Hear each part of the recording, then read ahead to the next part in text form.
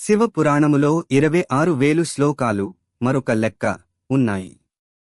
శివ పురాణాన్ని 7 సంహితలుగా విభజించారు. విద్యేశ్వర సంహితలో 25 అధ్యాయాలు ఉంటాయి.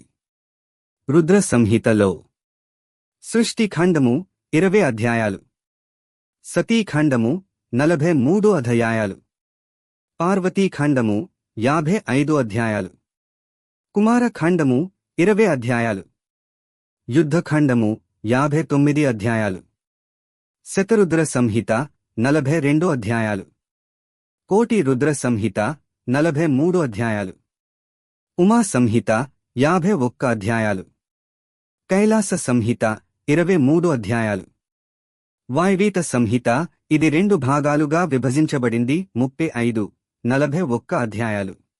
ప్రతి అధ్యాయములోనూ అనేక ఉపాఖ్యానాలు, పూజా విధానాలు చెప్పబడినవి.